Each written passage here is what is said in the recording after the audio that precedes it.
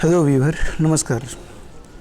Modern history का marathon class आज हम जो शुरू कर रहे हैं, इसमें शुरू से लेकर अंत तक जो भी इम्पोर्टेंट जो टॉपिक हो सकते हैं और किसी भी एग्ज़ाम को आप टारगेट कर रहे हो, चाहे आपका एसएससी हो, चाहे वो आपका रेलवे हो, चाहे वो आपका कोई एग्ज़ाम जिसमें हिस्ट्री से क्वेश्चन आते हैं, और ख़ास तौर पे मॉडर्न हिस्ट्री आप जानते ही हैं कि हर एग्ज़ाम के लिए काफ़ी महत्वपूर्ण होता है। तो ये वीडियो सभी एग्ज़ाम के लिए इम्पोर्टेंट होने वाला है। आप सभी से रिक्वेस्ट है कि वीडियो शुरू से अंत तक देखिए। मैं आपको विश्वास दिला सकता हूँ कि इससे बाहर कहीं से भी कोई क्वेश्चन आपका नहीं आएगा। ठीक है, शर्त ये है कि आपको शुरू से अंत तक वीडियो में बने रहना है और पूरे वीडियो को अच्छे से देखना है। ठीक है, तो चलिए स्टार्ट करते हैं आज का क्लास। तो सबसे पहले हम शुरू करते हैं मॉडर्न हिस्ट्री में। आपको पता है कि सबसे पहले भारत की खोज करने एक यूरोपियन व्यापारी है जिसका नाम है कोलंबस। कोलंबस जो है वो 1492 में भारत की खोज पर निकलता है, लेकिन वो भारत न पहुंचकर वो अमेरिका चला जाता है और उसने अमेरिका की खोज की। जब अमेरिकन लोगों को वो देखता है तो वो कहता है कि ये रेड इंडियंस हैं, यानी अमेरिकन को रेड इंडियंस कोलंबस के द्वारा कहा जाता है। अब पूछा जाए कि कोलंबस जो है वो कहाँ का निवासी था, तो कोलंबस जो है वो स्पेन का निवासी था। और इससे अगर और डेप्थ में आपसे क्वेश्चन पूछा जाएगा तो ये स्पेन का निवासी तो था, लेकिन अगर पूछ लिया जाए कि उसका जन्म कोलंबस का कहाँ पे हुआ था, तो कोलंबस का जन्म जो है वो ध्यान रखिएगा स्पेन में नहीं हुआ था, बल्कि इटली के जेनुआ नामक शहर में हुआ था। अब जेनेवा में कंफ्यूज नहीं होना है। जेनेवा जो है अगर हम बात करें तो स्विट्ज़रलैंड में है, लेकिन जेनुआ की बात करें तो ये इटली में है। अब भारत की खोज किसके द्वारा, भारत के समुद्री मार्ग की खोज किसके द्वारा की गई, तो 1498 में पुर्तगाली जो एक व्यापारी है वास्को डी गामा, वो 1498 में केरल के कालीकट तट पर पहुंचता है और इसका स्वागत जमोरिन नामक राजा जो है वो करता है। ठीक है, तो अगर पूछा जाए कि वास्को डी गामा भारत के किस तट पे आया था, तो ये ध्यान रखिएगा कालीकट तट पे आया था और इसका स्वागत जो है जमोरिन के द्वारा किया गया था। तो 1498 में वास्को डी गामा केरल के कालीकट तट पर पहुंचा और जमोरिन राजा के द्वारा इसकी स्वागत की गई। अब एक और क्वेश्चन पूछता है कि वास्को डी गामा जो है वो भारत में जो है 1498 में आया, और ये वास्को डी गामा ध्यान रखिएगा भारत में 2 बार आता है। कितनी बार? 2 बार। एक तो 1498 में आता है और दूसरी बार ध्यान रखिएगा ये 1503 में आता है, और 1503 में जब आएगा तो यहीं पे इसकी डेथ हो जाएगी। तो इसका कब्र भी पूछा जाता है कि वास्को डी गामा का कब्र जो है वो कहाँ पे है, तो कोची में है। क्या कहाँ पे है? कोची में। और ये कोची कहाँ पे है? केरल में। ये भी आपको ध्यान रखना है। अब जब एग्जामिनर बार बार जो है जब बोर हो जाएगा कि भारत के समुद्री मार्ग की खोज किसने करी, वास्को डी गामा, तो वो ये भी पूछ सकता है कि दूसरा यात्री का नाम बताइए जो कि केरल, दूसरा यात्री का नाम बताइए जो भारत समुद्री मार्ग से पहुंचा था। तो दूसरा वह यात्री जो भारत की खोज करी या समुद्री मार्ग से जो भारत पहुंचा वो कौन था, तो दूसरा यात्री ये भी पुर्तगाली यात्री है, इसका नाम है कैब्राल। क्या नाम है? कैब्राल। तो कैब्राल भारत में ध्यान रखिएगा 1500 में पहुंचता है।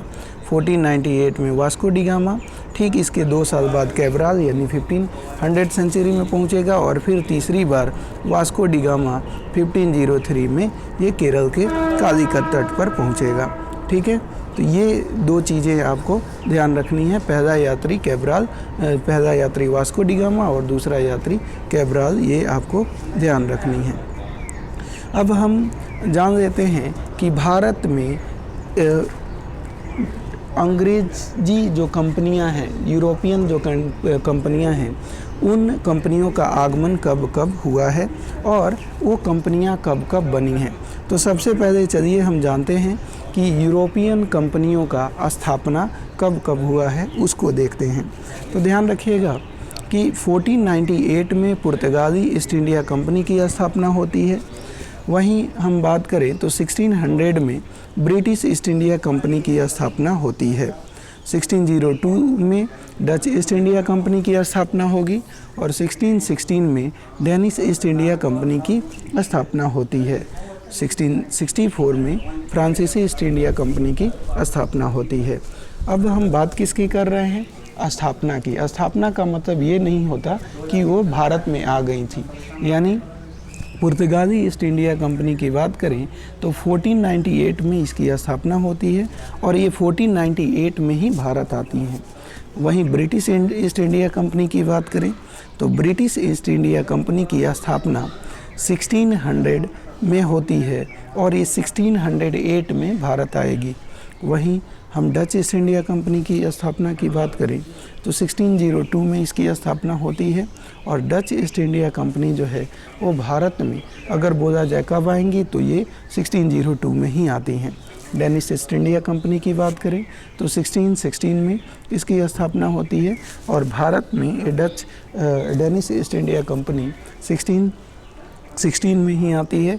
और बोला जाए कि फ्रांसीसी ईस्ट इंडिया कंपनी की बात करें तो ये 1664 में ये भारत में आती है। तो दोस्तों, अगर स्थापना की बात करें तो अगर पूछा जाए कि सबसे पहली यूरोपियन कंपनी जो भारत में आई उसका नाम क्या था, तो पुर्तगाली ईस्ट इंडिया कंपनी 1498 में भारत आई पहला। दूसरा अगर बोला जाए कि कौन सी कंपनी थी जो कि भारत में आई, तो दूसरा ध्यान रखिएगा भारत में आने वाली कंपनी जो है वो डच ईस्ट इंडिया कंपनी थी और 1602 में ये आती है। तीसरी कंपनी जो भारत में आई वो कौन थी? British east India company. और चौथी की बात करें जो भारत में आई वो डेनिश ईस्ट इंडिया कंपनी थी, ठीक है। और पांचवी की बात करें तो फ्रांसीसी ईस्ट इंडिया कंपनी भारत में आई, ठीक है। तो आगमन के आधार पर अगर आप देखेंगे तो सबसे पहला कौन आया? तो पुर्तगाली ईस्ट इंडिया कंपनी आई। वहीं हम बात करें दूसरा कौन आया, तो डच ईस्ट इंडिया कंपनी आई। और कब आई? तो डच ईस्ट इंडिया कंपनी की बात करें तो ये भारत में, ध्यान रखिएगा कि दूसरे पे डच ईस्ट इंडिया कंपनी आई 1605 में आई और तीसरे पे ब्रिटिश आए 1608 में और चौथे पे डेनिश 1616 में। और वहीं बात करें पांचवे पे और अंतिम कंपनी जो भारत आई वो फ्रांसीसी ईस्ट इंडिया कंपनी थी, ठीक है। स्थापना की बात करें तो स्थापना बिल्कुल सही है। पहले पुर्तगाली ईस्ट इंडिया कंपनी 1498 में, ब्रिटिश ईस्ट इंडिया कंपनी 1600 में और 1602 में डच ईस्ट इंडिया कंपनी। वहीं डेनिश ईस्ट इंडिया कंपनी की बात करें तो 1660 में Danish east India company Bharat आती है। फ्रांसीसी ईस्ट इंडिया कंपनी की बात करें तो इसकी स्थापना 1664 में। मतलब ये जो क्रम आप देख रहे हैं पुर्तगाली, ब्रिटिश, डच, डेनिश और फ्रांसीसी, ये कंपनियों की स्थापना है। लेकिन आने का क्रम देखेंगे तो पहले पुर्तगाली आए, दूसरे में डच आए, तीसरे में ब्रिटिश आए, चौथे में डेनिश और पांचवे में फ्रांसीसी आए। अब देखिए, अब चूँकि लेवल आजकल एग्ज़ाम का स्टैंडर्ड लेवल जो है, क्वेश्चन पूछने का लेवल बढ़ रहा है, तो अब ये भी पूछा जा सकता है कि जाने का क्रम, यानी जो East India Company, European East India Company आई, वो सबसे पहले कौन सी कंपनी भारत से वापस लौटी, है ना, अंत में कौन सी लौटी, या पूरे कंपनियों का नाम दे देगा, आपसे पूछ देगा कि बताइए कि इनके जाने का क्रम क्या है। उसको आप असेंडिंग ऑर्डर में, यानी जाने का क्रम पहले, दूसरा, तीसरा कंपनी कौन सी गई उनका क्रम आपसे पूछ देगा। तो ध्यान रखिएगा, जाने का क्रम की बात करें तो सबसे पहले कौन सी कंपनी आई थी, तो पुर्तगाली ईस्ट इंडिया कंपनी आई थी। और पूछा जाए कि सबसे बाद में कौन सी कंपनी गई थी, तो जाने का क्रम, आने का क्रम पुर्तगाली सबसे पहले आए और पुर्तगाली ईस्ट इंडिया कंपनी सबसे बाद में गई। तो ध्यान रखिएगा, लास्ट में क्या होगा, पुर्तगाली गए हैं। और बोला जाए कि सबसे पहले कौन गए हैं, तो सबसे पहले ध्यान रखिएगा, सबसे पहले जो गए हैं वो इनके वापस लौटने का क्रम, पहले डच गए। कौन से गए? तो डच ईस्ट इंडिया कंपनी सबसे पहले जाती है, फिर उसके बाद फ्रांसीसी ईस्ट इंडिया कंपनी जाएगी, फिर उसके बाद जो है वो पहले डच ईस्ट इंडिया कंपनी जाएगी, फिर फ्रांसीसी ईस्ट इंडिया कंपनी जाएगी, फिर डेनिश ईस्ट इंडिया कंपनी जाएगी, और उसके बाद जो है वो ध्यान रखिएगा ब्रिटिश जाएंगे 1947 में, अपने देश को आज़ाद करेंगे, और फिर जो है 1498 में पुर्तगाली ईस्ट इंडिया कंपनी जाएगी। तो इस तरह से आप देखेंगे कि इनका जाने का क्रम, सबसे पहले कौन जाएंगे, तो डच जाएंगे। कौन जाएंगे? डच जाएंगे। और डच कब जाएंगे? तो डच, ध्यान रखिएगा, ये बेदरा का, बैटल ऑफ बेदरा, अंग्रेज़ों और डचों के बीच में ये युद्ध होगा, और इस युद्ध में अंग्रेज़ जो है डचों को हरा देंगे, और इस तरह से डच की वापसी भारत से हो जाएगी। दूसरा अगर हम बात करें तो फ्रांसीसी, दूसरा जो है बैटल ऑफ वांडीवास, आपने सुना होगा वांडीवास का युद्ध, और वांडीवास के युद्ध में अंग्रेज़ जो है पूरी तरह से फ्रांसीसियों को हराएंगे और यहाँ से इनकी वापसी होगी। फिर उसके बाद अगर हम बात करें उसके बाद हम बात करें डेनिश ईस्ट इंडिया कंपनी की, तो डेनिश ईस्ट इंडिया कंपनी जो है वो जो है जाएगी। फिर उसके बाद आपको पता ही है कि 1947 में ब्रिटिश ईस्ट इंडिया कंपनी चली जाएगी, और अंत में पुर्तगाली गोवा को 1960, गोवा और दमन दीव को 1961 में आज़ाद करेंगे। तो इनकी स्थापना ध्यान रखना है, इनके आगमन का क्रम याद रखना है, और इनके जाने का क्रम भी आपको याद रखना है। अब आइए, तो सबसे पहले कौन सी कंपनी भारत में आई? तो पुर्तगाली कंपनी आई और 1498 में आई। तो पुर्तगाली कंपनी को हम अच्छे से जान लेते हैं। तो सबसे पहले पुर्तगाली कंपनी को जानना है, तो पहला अगर पूछा जाए कि पुर्तगाली जो कंपनी है, इन्होंने पहला अपनी कोठी की स्थापना कहाँ पे करी, तो ये ध्यान रखिएगा कोचीन में। कहाँ पे करी? ये आप मैप देख सकते हैं, मैप आपको दिमाग में बैठाना है कि पुर्तगाली जो है सबसे पहले अपनी पहली कोठी की स्थापना जो है वो कब करते हैं, तो 1503 में। कहाँ पे करते हैं? तो केरल के कोचीन में करते हैं। और इनके पहले जो फैक्ट्री है, पहली कोठी है, उसका नाम क्या है? तो ध्यान रखिएगा, ये भी पूछा जाता है कि पुर्तगालियों की पहली कोठी का नाम क्या है। तो ध्यान रखिएगा, इमैनुअल फोर्ट इनके कोठी का नाम है। या पूछा जाए, ये भी पूछा जा सकता है कि भारत में पहला यूरोपियन कोठी की स्थापना जो है वो कहाँ पे करी गई, तो कोचीन में करी गई। उसका नाम पूछा जा सकता है, तो इमैनुअल फोर्ट उस कोठी का नाम होगा। ठीक है, तो पहला यूरोपियन किला इमैनुअल फोर्ट कहाँ पे? कोचीन में। अब देखिए, ये 1503 में जो है इन्होंने इमैनुअल फोर्ट की स्थापना कोचीन में करी। उसके बाद जो है ये 1503 के बाद 1510 में इन्होंने गोवा को जीता, और गोवा में इनकी दूसरी कोठी जो है इस्टेब्लिश्ड होगी। कब होगी? 1510 में गोवा को जीतेंगे, और इन्होंने गोवा को अपना मेन बिजनेस करने का सेंटर के रूप में इस्टेब्लिश किया। फिर उसके बाद मुंबई को जीतेंगे, फिर उसके बाद बेसिन को जीतेंगे, फिर दमन और दीव को जीतेंगे। अब तो आप देखेंगे ये पश्चिमी जो ये तट है, इस पे ही इनका फोकस है। पहले 1503 में कोचीन, फिर 1510 में गोवा, फिर मुंबई, फिर बेसिन, फिर दमन और दीव। अब पूछा जाए कि क्या जो ये पुर्तगाली थे वो केवल और केवल पश्चिमी तट पे ही फोकस किए, क्या इनका और ये पूर्वी तट पे क्या इनका मतलब फैक्ट्री नहीं थी, इनका बिजनेस सेंटर नहीं था? तो बिल्कुल था। और वो कौन कौन से जगह थे जहाँ पे था? तो ध्यान रखिएगा, जो बे ऑफ बंगाल है वहाँ पे चटगांव है ना, चटगांव में इन्होंने अपना कारखाना फैक्ट्री खोला, और दूसरा जो बंगाल में हुगली में इन्होंने खोला। और चटगांव को पुर्तगाली अपना महान डॉकयार्ड बोलते थे, महान बंदरगाह के रूप में ये जानते थे। ये भी आपको ध्यान रखना है। ठीक है, तो ये चीज़ें आपको ध्यान रखनी है। अब ये मैपिंग दिमाग में अगर आपको आप बैठा देते हैं कि सबसे पहले केरल में कोचीन में 1503 में इन्होंने फोर्ट इस्टेब्लिश किया, और उस फोर्ट का नाम क्या था? इमैनुअल फोर्ट था। फिर दूसरा हमने क्या देखा कि दूसरा इन्होंने जो फैक्ट्री अपनी इस्टेब्लिश करी वो 1503 के 7 साल बाद गोवा को जीता, और गोवा पे इन्होंने दूसरा फैक्ट्री अपनी इस्टेब्लिश करी और उसको मेन सेंटर अपना बनाया। अब गोवा के बाद की हम बात करें तो फिर बेसिन, फिर उसके बाद बेसिन की बात करें के बाद की गोवा के बाद मुंबई, मुंबई के बाद की बात करें बेसिन, बेसिन के बाद दमन और दीव।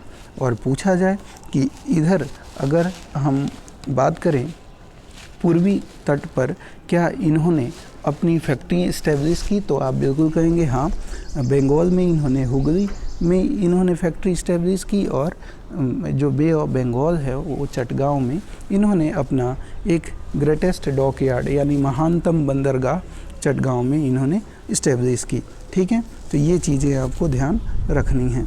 अब हम बात करते हैं कि पुर्तगाली ईस्ट इंडिया कंपनी 1498 में आती है, और इसका पहला जो है जो व्यक्ति जो आता है पुर्तगाल से, जो ट्रेडर है, वो 1498 में वास्को डी गामा आता है।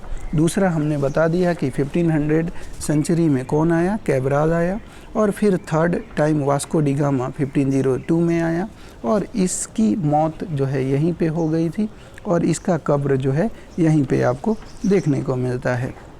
ठीक है, अब इनका महान बंदरगाह भी आपको बता दिया कि चटगांव को ये अपना महानतम बंदरगाह बोलते थे। और ध्यान रखिएगा कि इनकी कुछ बुराइयां थी, या यूं कहें कि ये लूट पाट ज़्यादा करते थे। रिजल्ट हुआ कि चटगांव जो है, ध्यान रखिएगा, ये लूट पाट करते थे बे ऑफ बंगाल की खाड़ी में और बंगाल की तरफ। तो इससे नाराज़ होकर शाहजहां ने इनसे जो है वो हुगली, ये जो हुगली इनका जो डॉक यार्ड था, शाहजहां ने इनसे हुगली छीन ली। फिर बाद में औरंगजेब का समय आता है और औरंगजेब ने इनसे चटगांव छीन ली। फिर उसके बाद अगर हम बात करें तो कोचीन की अगर हम बात करें तो त्रावणकोर के जो राजा थे, त्रावणकोर के राजा, उन्होंने इनसे कोचीन छीन ली। और उसके बाद हम बात करें तो मराठों ने मुंबई इनसे छीन ली। हालांकि मुंबई की अगर बात करें तो मुंबई में ध्यान रखिएगा कि आपको जानना चाहिए कि उस समय जो है पुर्तगाली राजकुमारी कैथरीन और जो है पुर्तगाली राजकुमारी कैथरीन की जो शादी होती है वो चार्ल्स सेकंड के साथ इनकी शादी होती है, और मुंबई को अंग्रेज़ जो है दहेज में जो है वो चार्ल्स सेकंड को दे देते हैं। ठीक है, तो मतलब पुर्तगाली जो है वो मुंबई को, चूँकि पुर्तगाली राजकुमारी कैथरीन के साथ अंग्रेज़ राजा चार्ल्स सेकंड की शादी होती है, तो इसलिए पुर्तगाली जो है वो मुंबई को चार्ल्स सेकंड को दहेज में, यानी अंग्रेज़ों को दहेज में दे देते हैं। तो इस तरह से इनके हाथ से मुंबई भी निकल गई।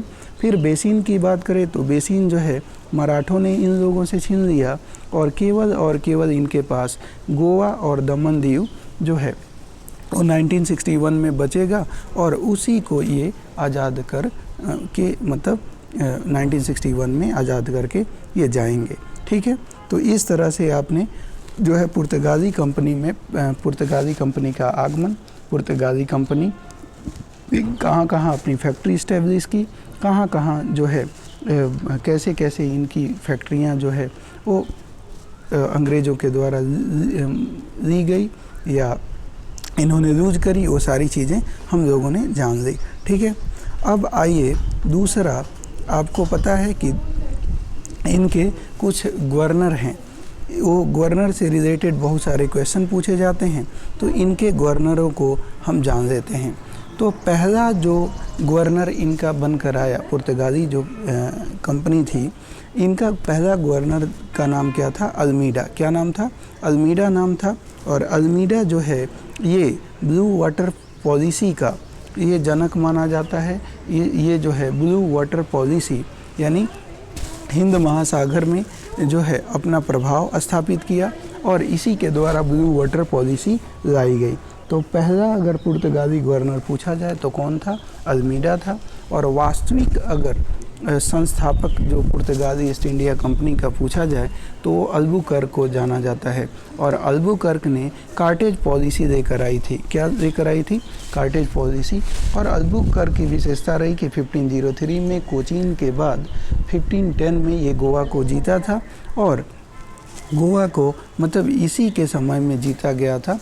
तो मुख्य संस्थापक के रूप में अगर आपसे बोला जाए तो ध्यान रखिएगा, अल्बुकर्क को जो है पुर्तगाली ईस्ट इंडिया कंपनी का मुख्य संस्थापक के रूप में जाना जाता है। अब तीसरा अगर गवर्नर की बात करें तो तीसरा गवर्नर इनका जो था वो था नीनो डी कुन्हा। क्या था?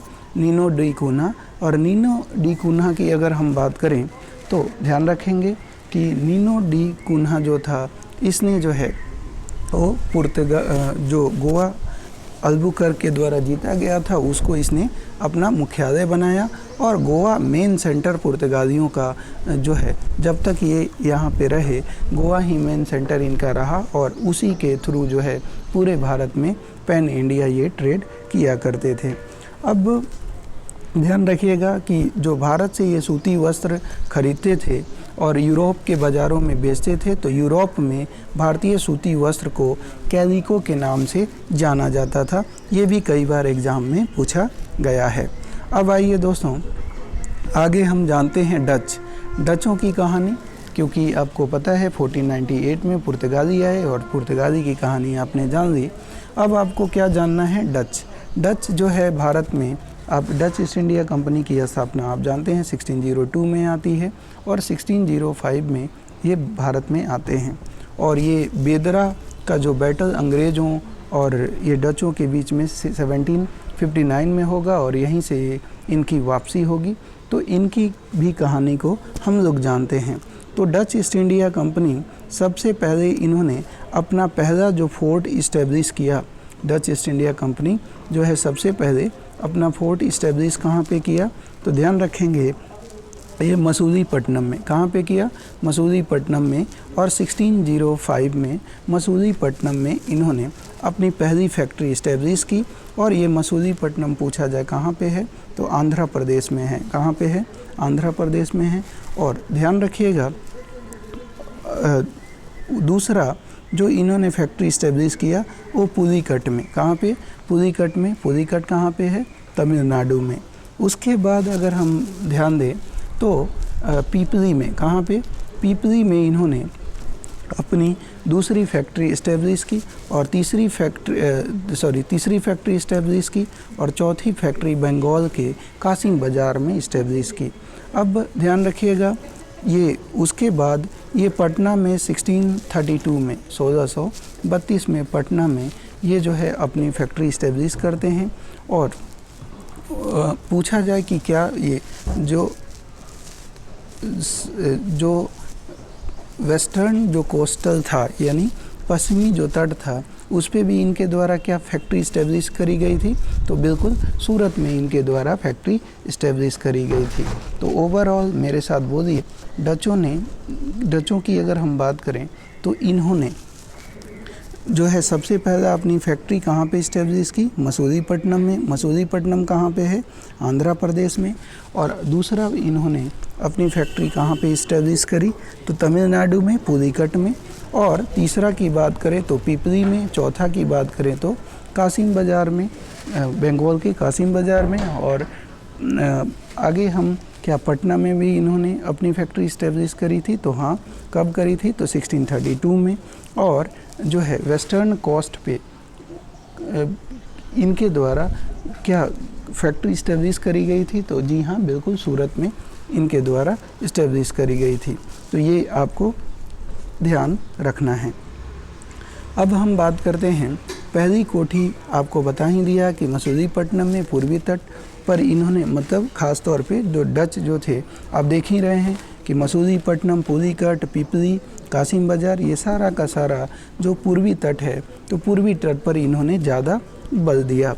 वहीं पटना में 1632 में इन्होंने अपनी फैक्ट्री खोली। और यहाँ से कई बार क्वेश्चन पूछा जाता है कि सोरा और अफ़ीम की बिक्री, सोरा, अफ़ीम और सूती वस्त्र का विक्रय जो है ये पटना से किया करते थे। ठीक है। अब डच जो है, पूछा जाता है कि कहाँ के निवासी को डच कहा जाता था, तो हॉलैंड और नीदरलैंड के निवासी डच कहलाए। ठीक है। अब ध्यान रखिएगा, एक यहाँ से बहुत ही इम्पोर्टेंट क्वेश्चन बनता है कि संसद में प्रस्ताव पारित हुआ और डच ईस्ट इंडिया कंपनी की स्थापना हुई और 1602 में स्टॉक एक्सचेंज की भी स्थापना एम्स्टर्डम में हुई। और वो स्टॉक एक्सचेंज जो है, कोई भी व्यक्ति डच ईस्ट इंडिया कंपनी में अपना पैसा जो है हॉलैंड और नीदरलैंड वासी लगा सकता था। तो बोला जाए कि कौन सी यूरोपियन कंपनी थी जिसके लिए स्टॉक एक्सचेंज की पहली बार स्थापना हुई, तो वो थी डच ईस्ट इंडिया कंपनी।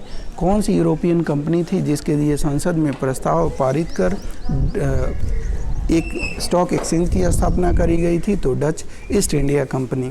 ठीक है। और इसका हेडक्वार्टर कहाँ पे है, तो एम्स्टर्डम में हुआ करता था। ठीक है। तो ये चीज़ें ध्यान रखना है। अब इनकी वापसी कैसे होगी, तो वापसी आपको कुछ देर पहले ही हम लोगों ने बात करी थी कि 1759 में अंग्रेज़ों और ये डचों के बीच बेदरा का बैटल होगा, बेदरा का युद्ध होगा और इस युद्ध से जो है डचों को भारत छोड़कर जाना होगा। ठीक है। और ध्यान रखिएगा, कुछ और बातें इनके बारे में जानना ज़रूरी है। जो तमिलनाडु का पुलिकट में जो इन्होंने अपनी फैक्ट्री इस्टेब्लिश करी थी, तो पुलिकट में जो फैक्ट्री इस्टेब्लिश करी थी वहाँ पे इन्होंने सिक्का ढालना शुरू कर दिया था। और सिक्का जब ढालना शुरू कर दिया था, तो इस सिक्के को ये पैगोडा कहते थे। और इस पैगोडा, इस सिक्के पर वेंकटेश्वर का फ़ोटो जो है वो बना होता था। ये भी आपको ध्यान देना है। तो ओवरऑल हम लोगों ने दो कंपनियों को, यानी पहला कंपनी जो पुर्तगाली ईस्ट इंडिया कंपनी आई 1498 में, उसको हम लोगों ने जान लिया। दूसरी कंपनी आई डच ईस्ट इंडिया कंपनी, और उसको हम लोगों ने जान लिया। और तीसरी कंपनी आपकी आएगी डेनिश ईस्ट इंडिया कंपनी 1616 में, और इसको जो है हम लोग जानते हैं। तो चलिए इसको हम लोग जान लेते हैं। Danish east India company Bharat में कब आती है, 1616 सेंचुरी में आती है।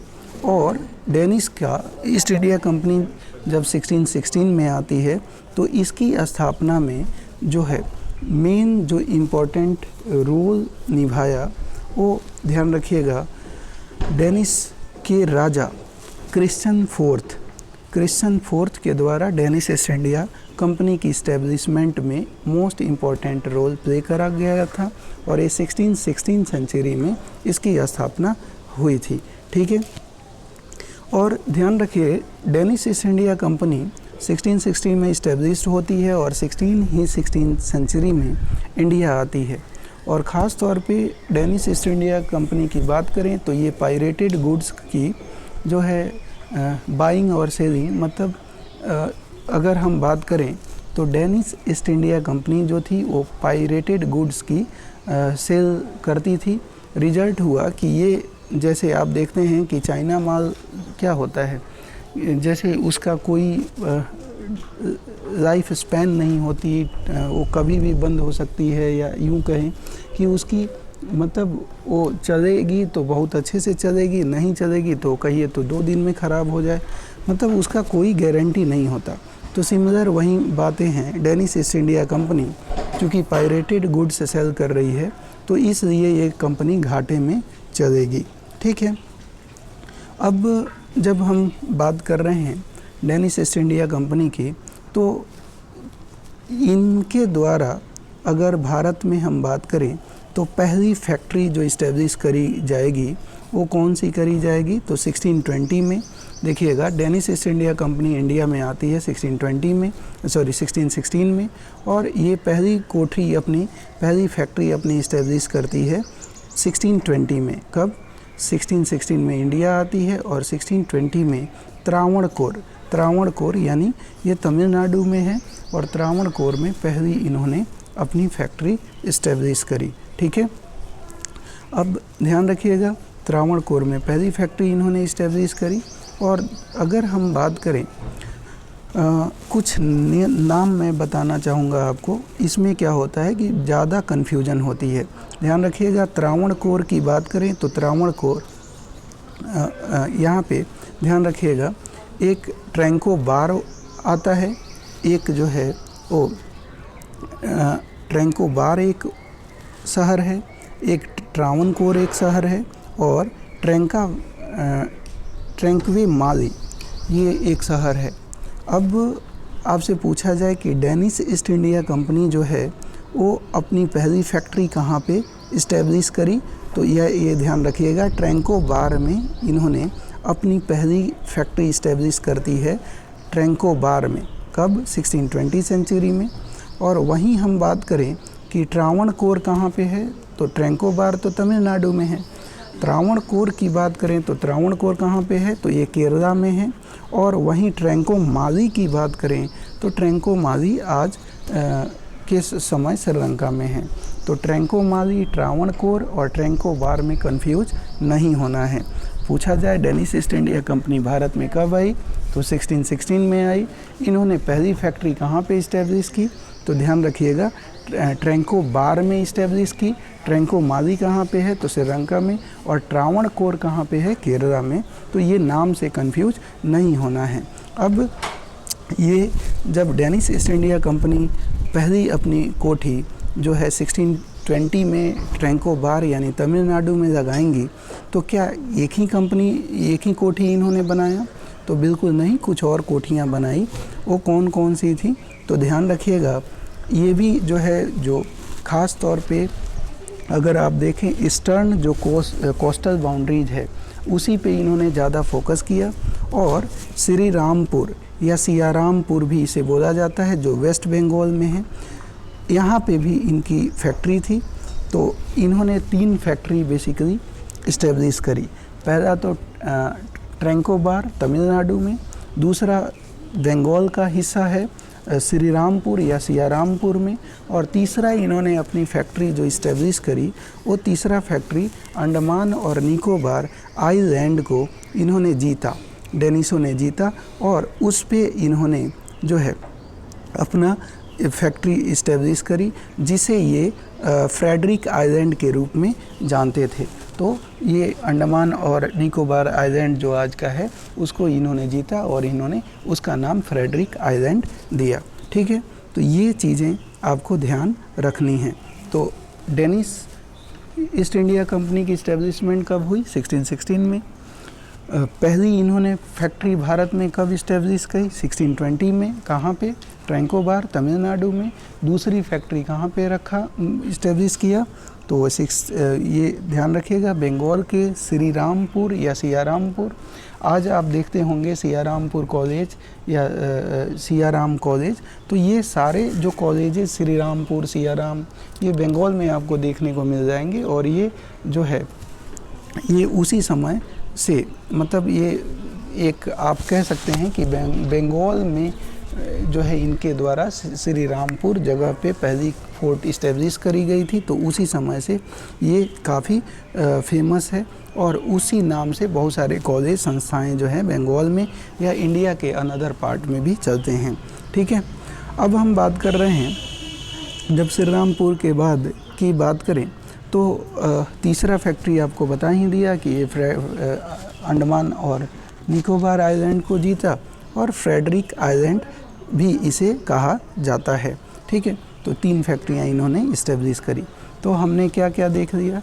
हमने देखा यूरोपियन कंपनी, पुर्तगाली ईस्ट इंडिया कंपनी को देख लिया, फिर दूसरी कौन आए? डच ईस्ट इंडिया कंपनी, और तीसरे जो है हम देखेंगे, हालांकि तीसरे में तो आपके ब्रिटिश ईस्ट इंडिया कंपनी आएंगे, लेकिन उनको हम लास्ट में देखेंगे।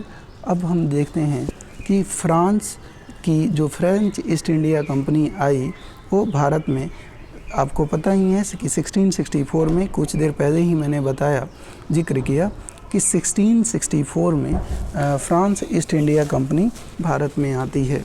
और उस समय जो इस फ्रांस ईस्ट इंडिया कंपनी को बनाने पे जो एफर्ट लगाया, जो जोर दिया, वो फ्रांस के राजा जो थे लुईस 14 के द्वारा ज़्यादा जोर दिया गया और इस ईस्ट इंडिया कंपनी की स्थापना करी गई। लेकिन इनमें इसके मास्टरमाइंड जो है वो फ्रांस के राजा लुइस 14 के पर्सनल एडवाइज़र कोलबर्ट ने ही सजेस्ट किया लुइस 14 को कि वो जो है एक कंपनी की इस्टेब्लिशमेंट करें। और बोला जाए कि ठीक है, ये जो फ्रांसीसी ईस्ट इंडिया कंपनी है, इसके पहले जो है चीफ एग्जीक्यूटिव ऑफिसर या जिसे महानिदेशक बोलते हैं वो कौन थे। तो ध्यान रखिएगा कि फ्रांसीसी ईस्ट इंडिया कंपनी के जो है पहले महानिदेशक जो थे वो विलियम कैरी थे। कौन थे? William Carey. ठीक है, चलिए, तो ये आपको जानना है। अब सबसे पहले आप जानते हैं कि 1664 में ये फ्रांसीसी ईस्ट इंडिया कंपनी भारत में आती है और ये 1760 में आपको ध्यान रखना है कि 1760 में ये बैटल ऑफ वांडीवॉश ब्रिटिश के साथ लड़ेंगे और इससे इनकी वापसी होगी। तो इन्होंने पहली फैक्ट्री अपनी इस्टेब्लिश कहाँ पे करी थी? तो ध्यान रखिएगा, पहली फैक्ट्री इनके द्वारा जो इस्टेब्लिश करी गई थी वो आपको ध्यान रखना है कि इनके द्वारा जो पहली फैक्ट्री इस्टेब्लिश करी गई थी वो कहाँ पे करी गई थी? तो कराईकल में। कहाँ पे? यहाँ पे ध्यान रखिएगा कि पहली फैक्ट्री इनके द्वारा जो है वो इस्टेब्लिश करी गई थी पांडिचेरी। कहाँ पे? पांडिचेरी। और पांडिचेरी में इन्होंने फोर्ट सेंट लुइस, पांडिचेरी में जो पहली फैक्ट्री इस्टेब्लिश की उसका नाम इन्होंने रखा था फोर्ट सेंट लुइस। क्या नाम रखा था? Fort Saint Louis. और आप आज के समय में आप देखते होंगे कि जो पुडुचेरी जो एक आप कहेंगे यूनियन टेरिटरीज है, तो उसके 3 डिस्ट्रिक्ट हैं, एक यनम, दूसरा कराईकल, तीसरा माहे। तो ये तीनों जो स्टेट मिलाकर, ये तीनों जो है डिस्ट्रिक्ट हैं और ये मिलाकर आज का पुडुचेरी है। तो पहला अगर बोला जाए फ्रांसीसी ईस्ट इंडिया कंपनी जो थी अपनी पहली जो है फैक्ट्री इस्टेब्लिश करी पांडिचेरी में, जो कि इनका मेन सेंटर बना, और फोर्ट सेंट लुइस, इस फोर्ट का, इस किले का इन्होंने नाम रखा। दूसरी इनकी जो फैक्ट्री थी, ध्यान रखिएगा, दूसरी इनकी फैक्ट्री इन्होंने बनाई वो सूरत में बनाई और सूरत में दूसरी फैक्ट्री इनके द्वारा 1668 में सेकेंड फैक्ट्री इनके द्वारा इस्टेब्लिश करी गई थी। ठीक है, अब हम बात करते हैं कि अंग्रेज़ों और फ्रांसीसियों के बीच जो है ये 4 बैटल लड़े गए। अंग्रेज़ों और फ्रांसीसियों के बीच जो है, ध्यान रखिएगा, ये 4 बैटल मुख्यतः लड़े गए और उन बैटलों से बार बार आपके एग्ज़ाम में क्वेश्चन पूछे जाते हैं। तो पहला जो बैटल था वो ध्यान रखिएगा 1746 से 48 के बीच जो है फर्स्ट बैटल ऑफ कर्नाटका इसे बोलते हैं, और ये 1746 से 48 के बिटवीन ये जो है लड़ा गया। और ये क्यों लड़ा गया? तो ध्यान रखिएगा, ये ऑस्ट्रिया का जो युवराज का कुछ मुद्दा था, उस मुद्दे को लेकर ये पहला battle first battle of Karnataka लड़ा गया और ये 1746 से 48 के बीच लड़ा गया। और ध्यान रखिए कि ये ब्रिटिश और फ्रांस के बीच ये जो बैटल का समापन एक्स-ला-शापेल की ट्रीटी के साथ होता है, यानी एक्स-ला-शापेल की संधि जो है 1748 में अंग्रेज़ों और ब्रिटिश और फ्रांसीसियों के बीच में हुआ और इससे जो है ये जो है फर्स्ट बैटल ऑफ कर्नाटका का समापन हुआ। अब हम बात कर देते हैं कि सेकंड बैटल ऑफ कर्नाटका, तो ये 1749 से 54 के बिटवीन लड़ा जाएगा और ये बैटल कर्नाटक का जो नवाब है, कर्नाटक के नवाब को बदलने को लेकर, मतलब कर्नाटक का जो नवाब था, ब्रिटिश चाहते थे कि कोई और नवाब बने और फ्रांसीसी चाहते थे कोई और नवाब बने, दोनों जो है वो इंटरफेयर कर रहे थे नवाब को बदलने के मामले में, इसलिए ये जो है बैटल हुई 1749 से 54 के बीच। तो ये देखिएगा, ये जो है ध्यान रखिएगा कि ये इंटरनल यानी भारत के आंतरिक मुद्दे को लेकर ये सेकंड बैटल ऑफ कर्नाटका अंग्रेज़ों और फ्रांसीसियों के बीच में लड़ा जाएगा और ये जो है बैटल का समापन पुडुचेरी की ट्रीटी के साथ ख़त्म होगा। थर्ड की अगर हम बात करें तो थर्ड बैटल जो है वो उसको हम लोग सप्तवर्षीय युद्ध के भी नाम से जानते हैं और सप्तवर्षीय युद्ध जो है वो अंग्रेज़ों और फ्रांसीसियों के बीच में 1758 से 1763 में हुआ और ये भी जो है ध्यान रखिएगा ये जो है इसका समापन जो है वो पेरिस की ट्रीटी के साथ होता है। तो ध्यान रखिएगा एक ही ऐसा बैटल है अंग्रेज़ों और फ्रांसीसियों के बीच जो भारत का इंटरनल मैटर के बेस पे होता है। बाकी सारे जो ये बैटल जो होते हैं ये केवल और केवल विदेशी झगड़ों की वजह से अंग्रेज़ों और फ्रांसीसियों के बीच में होते हैं। ठीक है, और ध्यान रखिएगा 17 ये सप्तवर्षीय जो युद्ध है 1758 से 63 के बीच, तो इसी बीच जो है 1760 में एक बैटल ऑफ वांडीवर्स लड़ा जाएगा और इस में जो है फ्रांसीसियों की करारी हार होगी और इससे तय हो जाएगा कि अब जो है फ्रांसीसी ज़्यादा दिन के भारत में मेहमान नहीं हैं। ठीक है, तो ये चीज़ें आपने जान ली। फ्रांसीसी ईस्ट इंडिया कंपनी, एक बार फिर मैं रिवीजन करा दे रहा हूँ। फ्रांसीसी ईस्ट इंडिया कंपनी की स्थापना कब होती है? 1664 में। ये भारत कब आते हैं? तो ध्यान रखिएगा भारत जो है ये 1668 में आते हैं। पहली इन्होंने अपनी फैक्ट्री सूरत में इस्टेब्लिश करी थी और उसके बाद पांडिचेरी में इन्होंने फैक्ट्री इस्टेब्लिश करी जिसका नाम क्या रखा? फोर्ट सेंट लुइस नाम रखा और यहीं इनका मेन सेंटर रहा। यहीं से पूरे भारत में ये जो है अपना ट्रेड करते थे। अब अंग्रेज़ों और ये फ्रांसीसियों के बीच 3 युद्ध लड़े गए। वो 3 युद्ध कौन कौन से थे? तो फर्स्ट बैटल ऑफ कर्नाटका ये 1746 से 48 के बीच में लड़ा गया और ऑस्ट्रेलिया के युवराज का मुद्दा को लेकर ये लड़ा गया और ये 1748 में एक्सरा सापेल की ट्रीटी या संधि के बाद ये ख़त्म हो गया।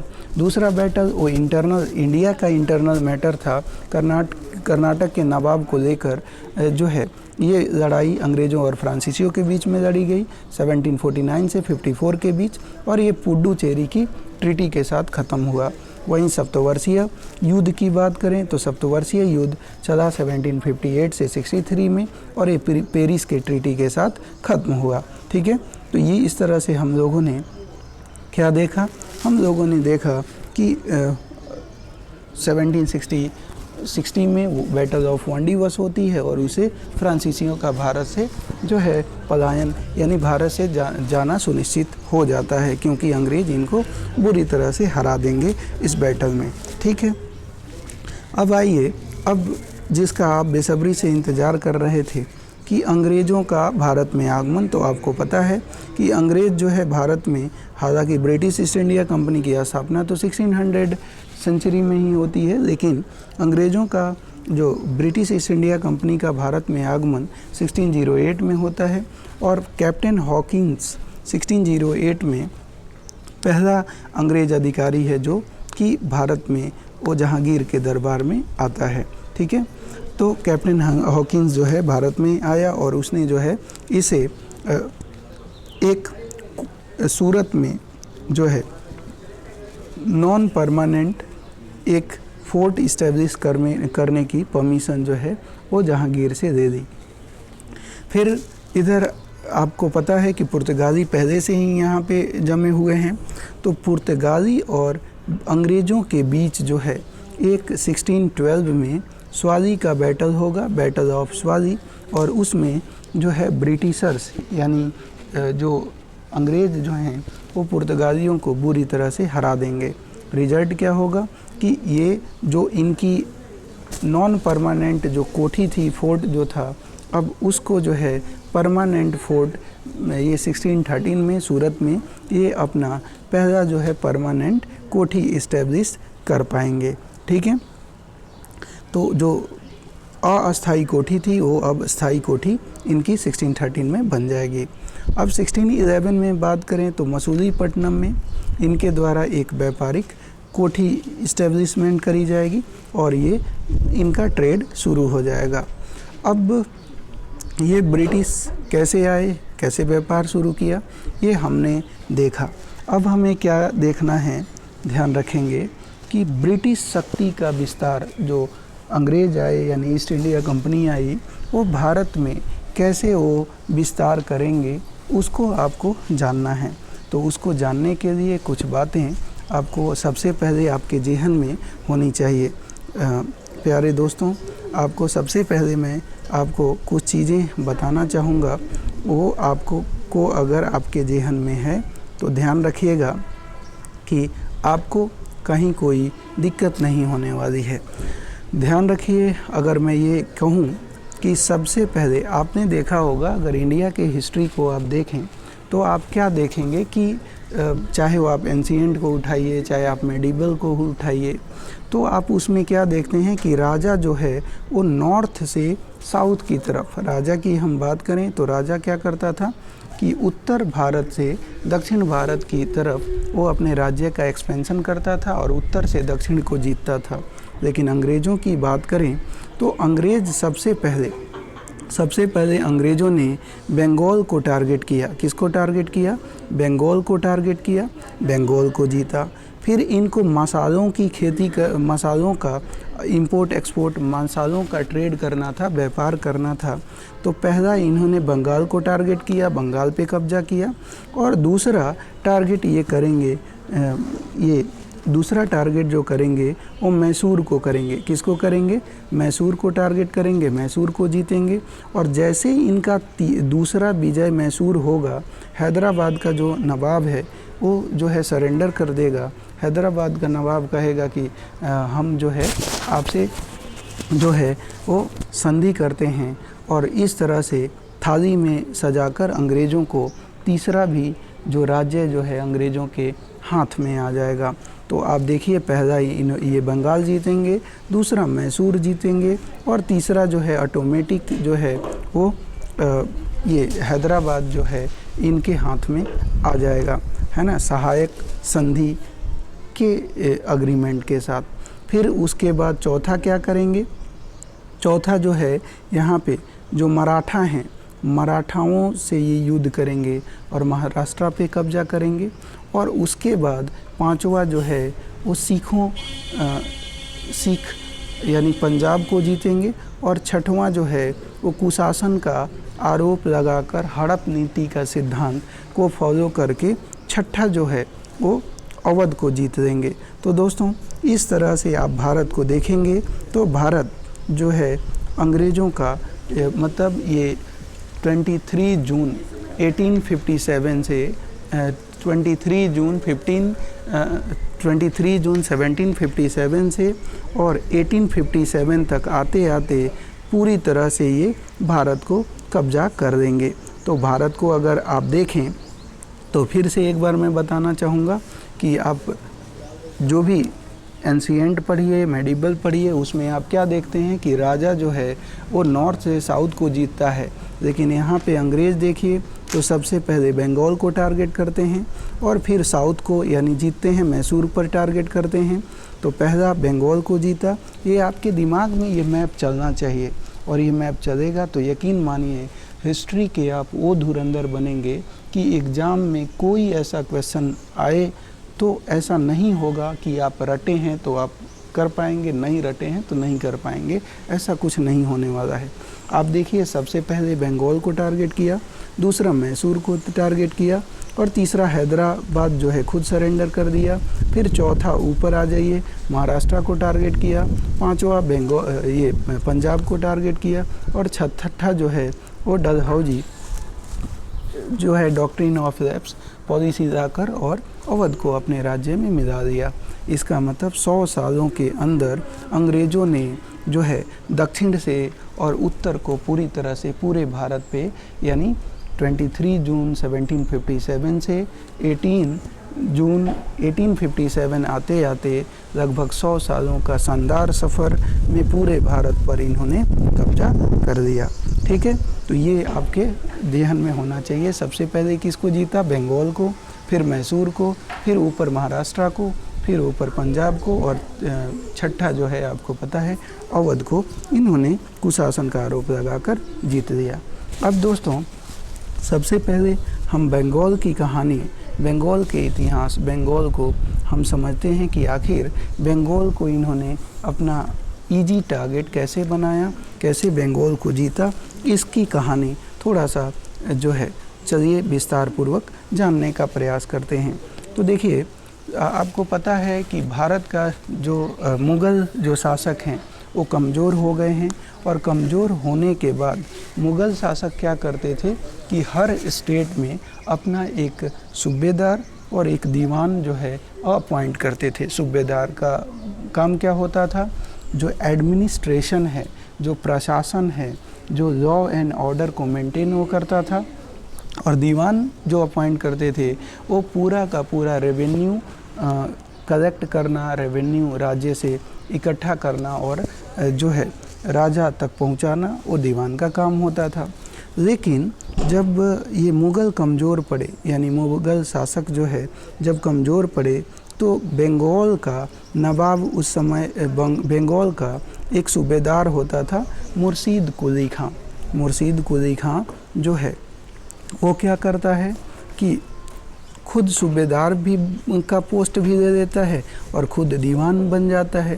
तो जब वो सूबेदार और दीवान बन जाएगा तो वो बोला कि मैं जो है बंगाल का नवाब हूँ, यानी मुझसे अब कोई, जब मैं ही प्रशासक हूँ, मैं ही जो है रेवेन्यू कलेक्ट करता हूँ, तो मुझसे कोई हिसाब किताब नहीं मांगेगा, कोई मुझसे देखा जोखा नहीं देगा, मैं ही सब कुछ हूँ, मैं नवाब हूँ। तो आपने जनरली ऐसे सुना भी होगा कि लोग कहते हैं अरे तुम नवाब हो, तुमसे हिसाब नहीं मांगेंगे। तो ये जो है वहीं से ये बातें चली आ रही हैं कि अगर कोई व्यक्ति सूबेदारी भी दे दे और दीवानी भी दे दे तो अब वो नवाब हो गया, यानी उससे अब कोई हिसाब किताब नहीं मांगेगा। तो मुर्शीद कुली खां यानी पहला जो है व्यक्ति है जो बंगाल का नवाब बना। उसके बाद उसका उत्तराधिकारी अलीवर्दी खां जो है बंगाल का नवाब बना, और इसने जो है अपना, इसका जो पोता था यानी अलीवर्दी खां की बेटी का एक बेटा था जिसका नाम था सिराजुद्दौला। तो सिराजुद्दौला को से ये कहता है कि यूरोपियन जो कंपनी है ना, वो मधुमक्खियों की तरह है, अगर इनको प्यार से रखोगे तो ये शहद देंगी, और यदि तुम जो है इनके छाते में अगर हाथ लगाओगे तो ये डंक मारेंगी। तो ये अलीवर्दी खां दूसरा नवाब बनता है, और उसके बाद इसका नाती सिराजुद्दौला जो है वो 1756 में ये नवाब बनता है। लेकिन अंग्रेज़ जो है वो 23 जून 1756 को 6 तक जो है अपनी स्थिति बंगाल में मजबूत करने पे लगे हुए हैं। वो एक किला बना रहे हैं। सिराजुद्दौला कहता है तुम व्यापारी हो, तुम्हारा काम है व्यापार करना, तुम किला क्यों बना रहे हो? मैं नवाब हूँ और मैं तुम्हें प्रोटेक्शन दूंगा, मेरे रहते तुम्हें किस बात की डर है? तुम फ्री ट्रेड करो, तुम किला मत बनवाओ। लेकिन अंग्रेज़ मानने को तैयार नहीं है। रिजल्ट क्या होता है कि जब अंग्रेज़ नहीं मानते हैं तो 23 जून 1756 को फोर्ट विलियम किला पर जो है वो सिराजुद्दौला हमला कर देता है, और हमला करने के बाद सारे अंग्रेज़ों को मार भगाता है। लेकिन दुर्भाग्यवश ऐसा कहा जाता है, देखिए अगर आप बड़ी किसी एग्ज़ाम को टारगेट कर रहे हैं, जैसे यूपीएससी, बीपीएससी या आईएएस का अगर आप टारगेट कर रहे हैं, तो ये जो है कहीं इसका मेंशन मिलता नहीं है, लेकिन छोटे एग्ज़ाम में भी पॉसिबल है कि पूछा जाए। तो ध्यान रखिएगा कि कहा जाता है कि 146 अंग्रेज़ अधिकारी पकड़े गए थे, और उनको एक बंद कमरे में, एक छोटी सी तंग कमरे में इसने बंद कर दिया। और सुबह जब खोला गया उस कमरे को तो देखा गया कि 146 में ओनली 23 पर्सन जो थे वो ज़िंदा बचे थे, बाकी 123 की मौत हो गई थी। तो इस इंसिडेंट को जो है ब्लैक होल ट्रेजेडी के रूप में जाना जाता है। तो ध्यान रखिएगा। तो इस तरह से 23 जून 17 को जो है ये सिराजुद्दौला ने अंग्रेज़ों 1756 को सिराजुद्दौला ने जो है फोर्ट पे हमला किया और अंग्रेज़ों को मार भगाया।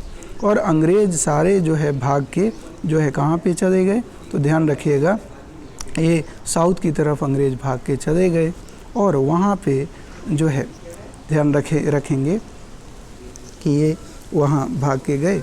और 9 फरवरी 1757 में रॉबर्ट क्लाइव जो है वो अपनी सेना को तैयार करता है और फिर सिराजुद्दौला वीएस रॉबर्ट क्लाइव के बीच 9 फरवरी 1757 को एक लड़ाई लड़ी जाएगी और इसमें सिराजुद्दौला की स्थिति कमज़ोर हो जाएगी और फिर जो है रॉबर्ट क्लाइव और सिराजुद्दौला के बीच जो है अलीनगर की एक संधि होगी, अलीनगर की ट्रीटी होगी और इसमें सिराजुद्दौला जो है वो जो फोर्ट बना रहे थे उस पर परमिशन दे देगा, साइन करेगा कि ठीक है आप अपने जगह रहो, मैं अपने जगह रह रहा हूँ और फिर दोनों बंगाल में रहना शुरू करेंगे। लेकिन अंग्रेज़ भला कहाँ शांत रहने वाले थे, उन्होंने जो है सिराजुद्दौला का जो सेनापति है मीर जाफ़र उसको जो है अपनी तरफ मिला लिया, उनको जो है अपनी तरफ मिला लिया और उन्होंने एग्रीमेंट करा कि यदि आप सिराजुद्दौला को हरवा दो तो मैं आपको बंगाल का नवाब बना दूंगा। तो इस तरह से मीर जाफ़र जो है रॉबर्ट क्लाइव मिल गए और फिर जो है अंग्रेज़ और बंगाल का नवाब सिराजुद्दौला के बीच में एक लड़ाई लड़ी जाएगी जिसे बैटल ऑफ प्लासी के नाम से जाना जाएगा। और ध्यान रखेंगे ये 23 जून 1757 को ये बैटल ऑफ प्लासी लड़ी जाएगी। और तो ये छोटे एग्ज़ाम के लिए तो ठीक है कि पूछा जाएगा बैटल ऑफ प्लासी कब लड़ी गई, तो ठीक है 23 जून 1757 को लड़ी गई। किसके बीच लड़ी गई? रॉबर्ट क्लाइव और सिराजुद्दौला के बीच ये बैटल लड़ी गई। लेकिन अब जो है एग्ज़ाम का ट्रेंड बदला है और चीज़ें जो है डेप्थ में पूछी जाने लगी हैं। तो अब पूछा जाएगा, चलिए बताइए प्लासी जो है वो किस स्टेट में है? तो बंगाल में है। किस डिस्ट्रिक्ट में है? तो नदिया डिस्ट्रिक्ट में है। किस नदी के किनारे पे है? तो भागीरथी रिवर के किनारे पे है। तो ये चीज़ें आपको ध्यान रखना है। नदिया डिस्ट्रिक्ट, वेस्ट बंगाल स्टेट और रिवर का कौन से रिवर का किनारा? तो भागीरथी रिवर का किनारा। ये चीज़ें आपको ध्यान रखनी हैं।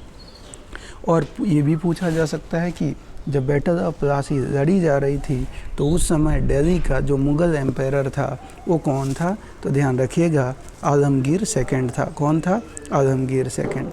अब देखिए बैटल ऑफ प्लासी की बात करें तो इसमें होता क्या है कि एक तरफ मुट्ठी भर अंग्रेज़ सिपाही हैं और दूसरी तरफ सिराजुद्दौला की बड़ी सेना है।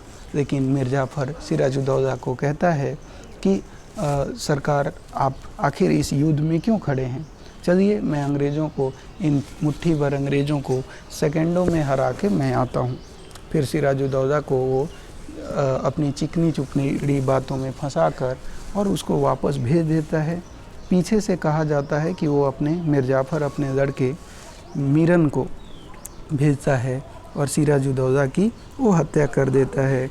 इस तरह से जो है ये तय हो गया कि अब मीर जाफ़र नवाब बनेगा और अंग्रेज़ों की वो कठपुतली जो है नवाब होगा। और अंग्रेज़ जो है मतलब ये तय हो गया कि अंग्रेज़ अब जितना बंगाल को लूटना चाहें लूट सकते हैं, उन पे कोई पाबंदी लगाने वाला व्यक्ति नहीं बचा। ठीक है, तो अब क्या होगा कि अंग्रेज़ अपने वादे के मुताबिक मीर जाफ़र को जो है नवाब डिक्लेयर करेंगे और असली शक्ति जो है अंग्रेज़ों के हाथ में होगी। फिर क्या होगा कि 1757 की ये इंसिडेंट है। कुछ ही दिनों बाद मीर जाफ़र को यकीन हो जाएगा कि अंग्रेज़ उसके भी सगे नहीं हैं। फिर क्या होगा कि 1759 आते आते जो है पूरी तरह से मीर जाफ़र जो है अंग्रेज़ों के नीतियों के ख़िलाफ़ हो जाएगा और वो ध्यान रखेंगे कि वो जो डच हैं उनके प्रभाव में जाने लगेगा। अंग्रेज बहुत ही होशियार थे। उन्होंने सबसे पहले बेदरा का बैटल लड़ा 1759-1760 में और डचों को पहले हराया, और हराने के बाद अब बारी आ गई मीर जाफ़र की, और मीर जाफ़र को उन्होंने हटा दिया और फिर उसी का जो दामाद था मीर कासिम, उसको नवाब बनाया। रिजल्ट क्या होगा? मीर कासिम योग्य नवाब है और वो अंग्रेज़ों के हस्तक्षेप को बर्दाश्त नहीं करना चाहता है, इसलिए वो बंगाल से अपनी कैपिटल मुंगेर ट्रांसफ़र करेगा और वहाँ पे जो फ्रांस की सहायता से कहा जाता है कि मॉडर्न हथियार का कारखाना फैक्ट्री लगाई, और उसने जो है अपने सेना को प्रशिक्षित करने लगा। फिर जो है अंग्रेज़ों को ये बात पसंद नहीं आई और रिजल्ट क्या हुआ कि उन्होंने, मीर कासिम चूँकि मुंगेर में है और उन्होंने जो है मीर कासिम के जगह पर जो है फिर मीर जाफ़र को बंगाल का नवाब बना दिया, और बंगाल का जब वो नवाब बना दिया और मीर कासिम को भगोड़ा नवाब घोषित कर दिया। फिर मीर कासिम भागकर जो है अवध आएगा और उस समय अवध के नवाब हैं शुजा-उद-दौला। फिर मीर कासिम बंगाल का भगोड़ा नवाब है, इनके दरबार में आएगा, और उस समय मुग़ल जो एम्पायर हैं वो शाह आलम सेकंड है। तो शुजा-उद-दौला, मीर कासिम और शाह आलम सेकंड, ये तीनों मिलकर जो है एक लड़ाई लड़ेंगे 22 अक्टूबर 1764 में, जिसे बैटल ऑफ, ध्यान रखिएगा, जिसे बैटल ऑफ बक्सर के नाम से जाना जाता है।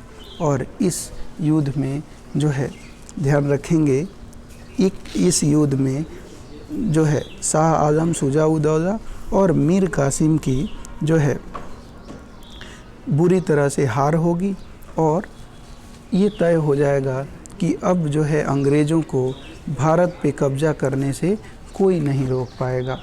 तो ध्यान रखिएगा, एक तरफ शाह आलम, शुजा-उद-दौला और मीर कासिम की सेना है, और दूसरी तरफ जो है अंग्रेज़ों की सेना है। 22 अक्टूबर 1764 का दिन है, और इस दिन अंग्रेज़ों का जो कमांडर इन चीफ है वो मुनरो है, और उस समय अंग्रेज़ों का गवर्नर बेंसी-टाट है। और इस तरह से बैटल ऑफ बक्सर में इन शाह आलम, शुजा-उद-दौला, मीर कासिम की हार होगी, और इस तरह से बंगाल पे पूरी तरह से अंग्रेज़ों का कब्ज़ा हो जाएगा। बंगाल जो है वो भारतीयों नवाबों के हाथ से निकल जाएगा। अब ध्यान दीजिए कि उसके बाद क्या होगा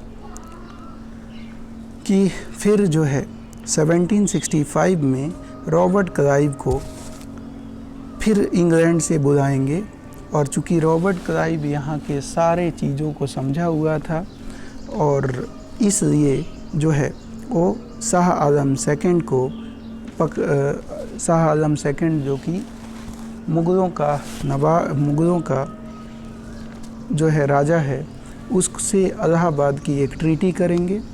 कहा जाता है कि इसको एक काल कोठरी में बंद कर दिया अंग्रेज़ों ने, इसके आँखों में जो है वो तेज़ाब डाल दिया, और फिर जो है इसे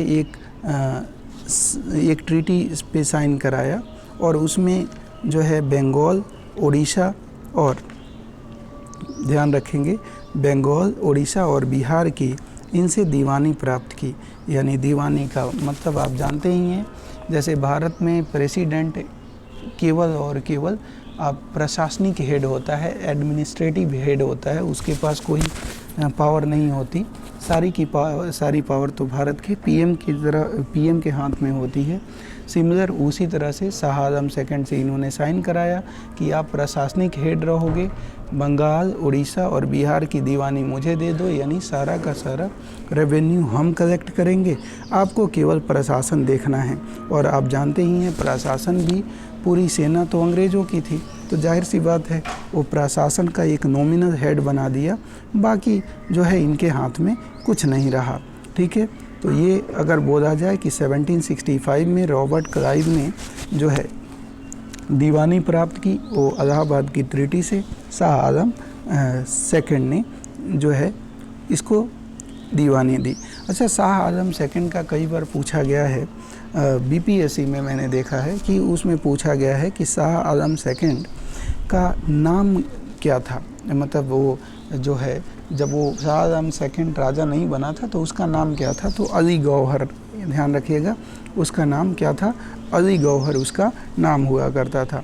अच्छा, रॉबर्ट क्लाइव को एक ध्यान रखिएगा, कहते हैं कि मतलब बहुत सारे इतिहासकार, भारतीय नहीं लेकिन अंग्रेज इतिहासकार, ये ध्यान रखिएगा, इसे कहते हैं कि ये स्वर्ग से उतरा हुआ सेनापति था। कैसा? हेवन से, मतलब एक ऐसा कमांडर इन चीफ जो who came from heaven, a commander in chief who came from heaven. वो कौन था? तो रॉबर्ट क्लाइव के बारे में कहा जाता है। कहते हैं कि जब ये भारत से गया तो इतनी बेशुमार संपत्ति लेकर गया, इतनी बेशुमार, इतना ज़्यादा करप्शन, क्योंकि बंगाल तो इसी के समय में ये जीता था और वो जो चाहा जितना लूटना था वो लूटा। तो जब ये गया तो कहते हैं कि इतनी बेशुमार संपत्ति थी कि ये बाद में मतलब मेंटली डिस्टर्ब हो गया और ख़ुद जो है इसने सुसाइड करी, आत्महत्या करी। तो स्वर्ग से उतरा हुआ सेनापति किसे कहते हैं? रॉबर्ट क्लाइव को कहते हैं। ये बात ध्यान रखना है, ठीक है। और यही जो है ध्यान रखिएगा कि इसी के समय में, मतलब आप कह सकते हैं कि इसी के समय में क्या हुआ कि यहाँ पे ध्यान देना है, इसी के समय में ये ड्यूअल एडमिनिस्ट्रेशन सिस्टम है ना लागू किया गया, जिसमें एक तरफ जो है मतलब कहा गया कि मतलब दीवानी उनको मिल गई और जो है एडमिनिस्ट्रेशन जो है वो राजा देखेगा, लेकिन रियलिटी में आप देखेंगे तो सब कुछ जो है अंग्रेज़ों के हाथ में आ गया। अब ध्यान दीजिए कि जो रॉबर्ट क्लाइव है वो दीवान बन गया, यानी 3 बिहार, उड़ीसा और बंगाल की दीवानी जो है वो मिल गई उसको। और उसने जो है क्या करा, अपने नीचे यानी उप दीवान जो है वो, ध्यान रखिएगा, मुर्शिदाबाद यानी बंगाल, तो मुर्शिदाबाद का जो उप दीवान अपॉइंट किया वो मोहम्मद रजा खां को अपॉइंट किया, और बिहार का जो उप दीवान अपॉइंट किया वो सीताब राय को अपॉइंट किया। ठीक है, ये बातें आपको ध्यान रखनी है। आगे हम बात करें दोस्तों तो यहाँ पे ध्यान देंगे कि 1767 में जो है वो सर्वेयर जनरल, अब देखिए चूँकि दीवानी तो इनको मिल गई, अब दीवानी मिल गई, अब आपको कितना एरिया बंगाल का है, बंगाल का नक्शा उस समय था ही नहीं, तो नक्शा जब तक नहीं पता होगा रेवेन्यू आप कैसे कलेक्ट करेंगे, लोगों मतलब कितना दूर तक फैला हुआ है यही नहीं पता होगा तो फिर दिक्कत आएगी। तो इसलिए 1767 में इसने जो है एक surveyor general of Bengal appoint किया जिसका नाम है मेजर रेनेल। तो मेजर रेनेल ने जो है वो सर्वेयर जनरल ऑफ बंगाल के रूप में पहली अपॉइंटमेंट पाई और इसी के द्वारा जो है बंगाल का एक नक्शा जो है तैयार किया गया। तो इस तरह से हमने क्या देखा कि अंग्रेज़ों ने बंगाल को पहले जीता। अब दूसरा ही बारी है मैसूर को जीतने की। तो चलिए मैसूर की कहानी पढ़ते हैं दोस्तों। उम्मीद है कि चीज़ें आपको समझ में आ रही होंगी। अगर कोई चीज़ नहीं समझ में आए तो आप सभी से रिक्वेस्ट है कि कमेंट बॉक्स खुला हुआ है, आप अच्छा लगता है तो भी, नहीं लगता है तो भी, जो भी आपकी विचार है, कुछ सुधार किया जा सकता है, कुछ चीज़ों को और बेहतर बनाया जा सकता है, उन चीज़ों को भी आप ज़रूर बताइए। हमारी कोशिश रहेगी कि हम उस चीज़ों पर फोकस करें और उस चीज़ों को सुधारें। ठीक है, अच्छा भी लगे तो उसको भी अप्रिशिएट कीजिए, लाइक कर दीजिए। ठीक है, इससे क्या होगा कि एक मनोबल जो है मिलता है और आपके लिए जो है मेरी कोशिश यही है कि मेडिबल भी आपको अभी दे लाऊँ, फिर एंशिएंट भी लाऊँ। गांधी से आप जानते हैं कि 4-5 क्वेश्चन पूछे ही जाते हैं तो उनको भी लाऊँगा और इस तरह से मेरी सोच ये है कि जो भी हमसे हो सकता है, हर एक चीज़, चाहे साइंस हो चाहे इकोनॉमिक्स हो, उन सारी चीज़ों पे हम डिस्कस करें, ठीक है। लेकिन ये तभी पॉसिबल है जब आपका प्यार, आपका सहयोग मिलेगा, ठीक है। तो चलिए, अब आपने देखा कि अंग्रेज़ों ने बंगाल को पूरी तरह से अपने कब्जे में कर दिया। अब मैसूर की बारी है, मैसूर को देखते हैं। तो मैसूर में ओडियार या वाडियार डायनेस्टी जो है शासन कर रही है और उसका राजा है कृष्णराज सेकंड। कौन है? कृष्णराज सेकंड। मैसूर में ओडियार या वाडियार डायनेस्टी है और उसका शासक है कृष्णराज सेकंड। और कृष्णराज सेकंड जो है उसने जो है डिंडीगुल यानी तमिलनाडु में आज ये है डिंडीगुल, और वहाँ का प्रधान जो है कृष्णराज सेकंड ने हैदर अली को, पहले इसको कहा जाता है कि ये एक नॉर्मल जो है सैनिक के रूप में कृष्णराज सेकंड के सेना में इसने सेवा दी, और इसने अपनी मेहनत के बदौलत, अपने कार्य के बदौलत, अपने वर्क हार्ड लेबर के बदौलत ये जो है कृष्णराज सेकंड का जो है कमांडर इन चीफ बना। फिर इसको जो है वो डिंडीगुल यानी तमिलनाडु का जो है कृष्णराज सेकंड ने हैदर अली को जो है प्रधान अपॉइंट किया। फिर हैदर अली स्वयं को सुल्तान घोषित किया, और सुल्तान जब इसने खुद को, मतलब कहते हैं कि कृष्णराज सेकंड की जब मौत हुई तो उसके बाद जो है ये हैदर अली अपने आप को सुल्तान डिक्लेयर किया और ये खुद जो है शासन करने लगा। अब हैदर अली के बाद की बात करें तो इसका लड़का है टीपू सुल्तान। क्या है? टीपू सुल्तान। और टीपू सुल्तान को हमें थोड़ा सा डेप्थ में जानना है। देखिएगा, ये फ्रांसीसी जो रेवोल्यूशन उस समय हो रहा था, फ्रांसीसी क्रांति हो रही थी, उसका ये सदस्य था। वहीं बात करें तो ये फ्रांसीसी जो क्रांति का वृक्ष लगाने वाला ये पहला भारतीय था। उसके अलावा जैकोबियन क्लब का ये मेंबर हुआ करता था। जैकोबियन क्लब की अगर आप बात करेंगे तो ये क्लब आप कह सकते हैं कि ये बहुत ज़्यादा अमीरों की संस्था नहीं थी, तो उस ये क्लब का भी मेंबर हुआ करता था। और भारत में रॉकेट का अगर बोला जाए कि इंडिया में रॉकेट का जनक किसे बोलते हैं, तो इंडिया में रॉकेट का जनक जो है वो भी टीपू सुल्तान को ही कहा जाता है। ध्यान रखिए, हालांकि हैदर अली के समय में भी हैदर अली ने भी रॉकेट का यूज़ तो किया था, बट वो लकड़ी का रॉकेट का यूज किया था। और इसके समय में ये बड़े पैमाने पे रॉकेट का यूज किया टीपू सुल्तान ने। और ये जो है मतलब लकड़ी के रॉकेट नहीं होते थे ये, चूँकि ये पहला राजा है, भारतीय राजा है जिसने फ्रांस के साथ जो है अपनी एम्बेसी इस्टेब्लिश करी थी। तो आप समझ सकते हैं कि ये मॉडर्न रॉकेट का यूज करता है। इसलिए भारत में रॉकेट का अगर जनक कोई बोला जाए कि किसे कहा जाता है, तो ये ध्यान रखना है कि वो टीपू सुल्तान को कहा जाता है, ठीक है। अब ध्यान रखिए कि अंग्रेज को एंग्लो बोलते हैं, और मैसूर तो अंग्रेज यानी एंग्लो मैसूर बैटल की बात करें तो total Anglo Mysore battle 4 battle लड़ी गई है। कितनी बैटल लड़ी गई है? 4 बैटल लड़ी गई है। वो first Anglo Mysore battle, second Anglo Mysore battle, third Anglo Mysore battle और फोर्थ एंग्लो मैसूर बैटल, ये 4 बैटल लड़ी गई हैं। तो फर्स्ट एंग्लो मैसूर बैटल की बात करें तो ये 1767 से 69 में लड़ी गई। और एक तरफ ध्यान रखिएगा, एक तरफ अंग्रेज़ों का कमांडर इन चीफ जो था ये वेरेलास्ट था। कौन था? वेरेलास्ट था। और दूसरी तरफ हैदर अली था। और ये जो बैटल जो है वो मद्रास की ट्रीटी के साथ ख़त्म होगी।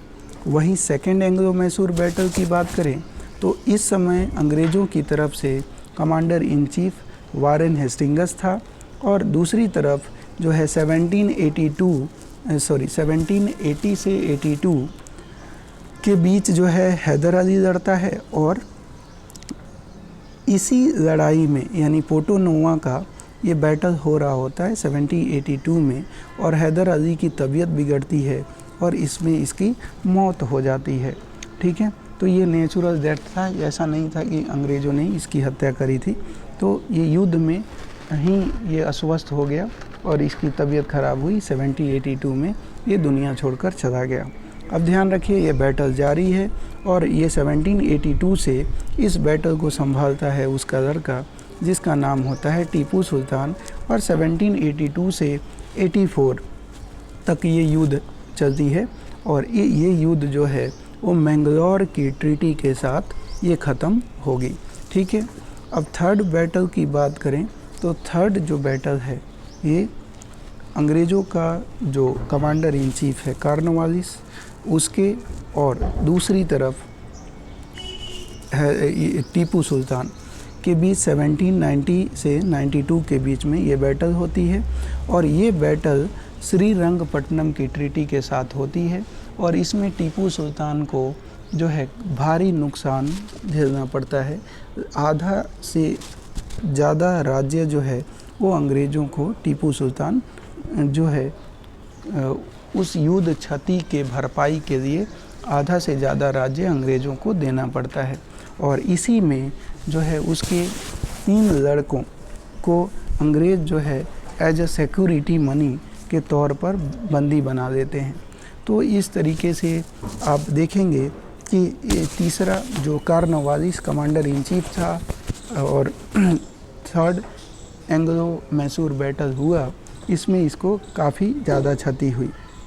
फिर चौथा जो है वो बैटल, चौथा यानी फोर्थ एंग्लो मैसूर बैटल जो होती है वो 1799 में एक तरफ अंग्रेज़ हैं और दूसरी तरफ मतलब एक तरफ वेलेस्ली है और दूसरी तरफ जो है टीपू सुल्तान हैं और इनके बीच 1799 में होती है। और इस बैटल में जो है टीपू सुल्तान मारा जाएगा और अंग्रेज़ जो है इस तरह से जो है दूसरा स्टेट जो है मैसूर को भी अंग्रेज़ अपने कब्ज़े में ले लेंगे। ठीक है, तो ये हम लोगों ने मैसूर का भी अंग्रेज़ों का अभियान जान लिया। अब इसी समय हैदराबाद जो है वो घुटने टेक देगा और तीसरा राज्य बिन लड़े ही अंग्रेज़ों को हासिल हो जाएगा। अब आइए अगला है चौथा राज्य मराठा। क्या है? मराठा। तो मराठाओं की अगर हम बात करें तो एंग्लो मराठा बैटल यानी एंग्लो मराठा बैटल की बात करें तो अंग्रेज़ों, एक तरफ अंग्रेज़ हैं दूसरी तरफ मराठा है, तो अंग्रेज़ और मराठाओं के बीच 3 बैटल हुए। और वो कौन कौन से बैटल थे तो ध्यान रखिएगा। फर्स्ट एंग्लो मराठा बैटल का commander in chief Warren Hastings था। दूसरा एंग्लो मराठा बैटल का कमांडर इन चीफ वेलेस्ली था। और तीसरा एंग्लो मराठा बैटल का कमांडर इन चीफ की बात करें तो हेस्टिंग्स था, लॉर्ड हेस्टिंग्स। पहले में commander in chief Warren Hastings, दूसरे में वेलेस्ली और तीसरे में लॉर्ड हेस्टिंग्स और चारों मतलब तीनों में मराठा दूसरी तरफ थे। इसमें 2 चीज़ें आपको ध्यान रखनी है बस। पहला कि दूसरा जो एंग्लो मराठा जो बैटल हुआ वो 1802 में हुआ और ये बेसिन की ट्रीटी के साथ ये ख़त्म हुआ। बाजीराव सेकंड जो है ने बेसिन की ट्रीटी करी और उसी के साथ ये बैटल ख़त्म हुआ, ध्यान रखिएगा। और ये बैटल जो है 1803 से 1805 तक ये बैटल चली है। ठीक है, तीसरा जो एंग्लो मराठा बैटल हुआ वो लॉर्ड हेस्टिंग्स के नेतृत्व में हुआ और 1817 से 18 तक चला। और इसमें पिंडारियों का जो दमन अंग्रेज़ों ने किया। अब आप कहेंगे कि पिंडारी ये कौन थे? तो जो मराठाओं के साथ मराठाओं का जो साथ देते थे युद्ध में अंग्रेज़ों के खिलाफ उनको पिंडारी कहा जाता था। तो लॉर्ड हेस्टिंग्स ने 1817 से 1818 में पिंडारियों का दमन किया। और इसी तीसरा जो बैटल हुआ, इस बैटल के बाद जो है पेशवा पद को ख़त्म कर दिया और अंतिम पेशवा जो बाजीराव सेकंड था उसको पेंशनर बना दिया गया। और उस बाजीराव सेकंड को पेंशनर बनाने के बाद बाजीराव सेकंड को पेंशनर बनाने के बाद जो है वो कानपुर भेज दिया गया। कहाँ पे भेजा गया? कानपुर।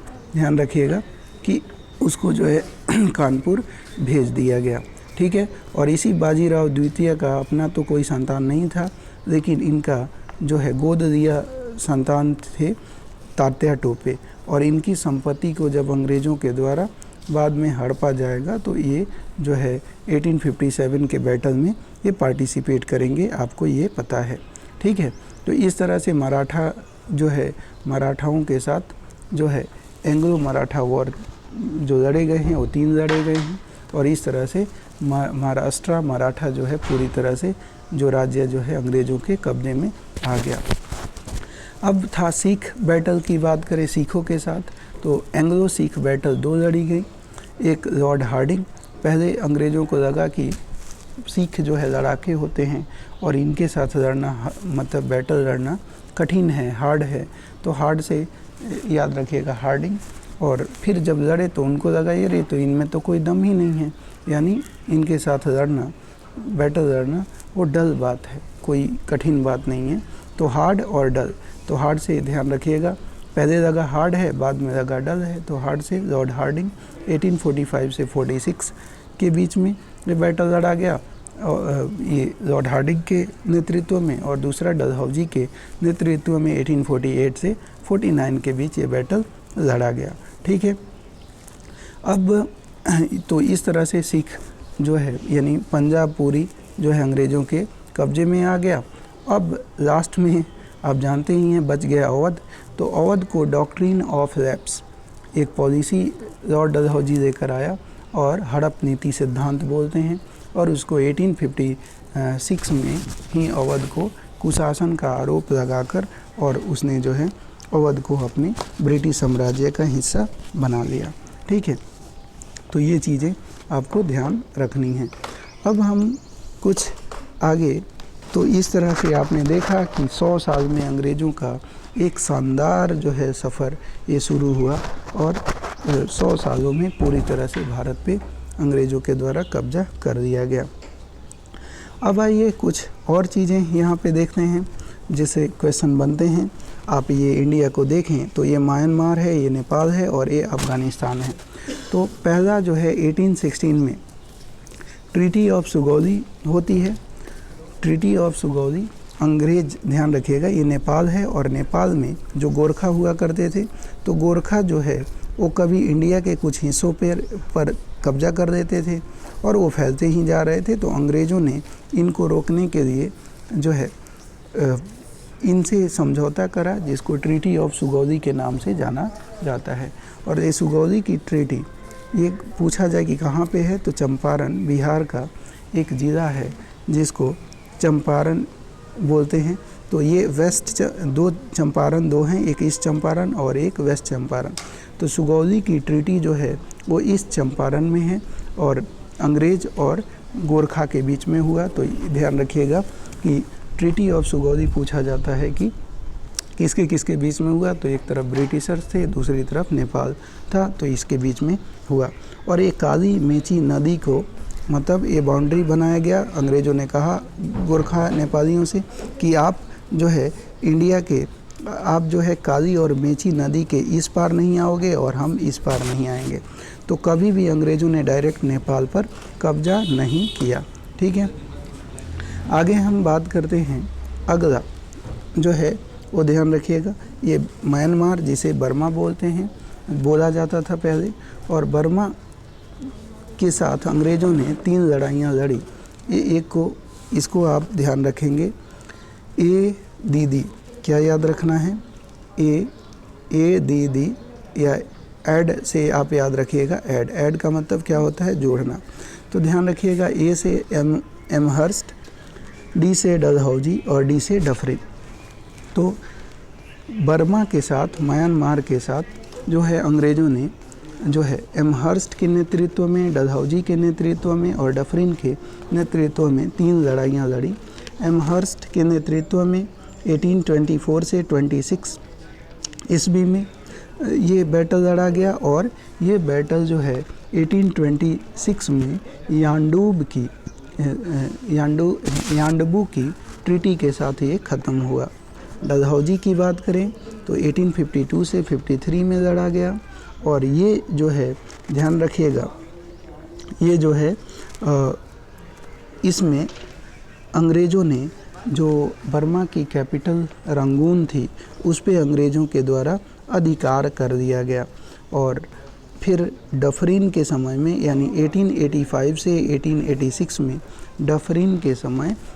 डफरिन के नेतृत्व में ये लड़ाई लड़ी जाएगी। और आपको पता है यहीं 1885 में INC इंडियन नेशनल कांग्रेस की स्थापना होती है। ठीक है। और ये जब डलहौजी 1852 से 53 डलहौजी के नेतृत्व में जब बर्मा के साथ युद्ध होता है तो अंग्रेज़ इसी रंगून को कब्जा कर देते हैं।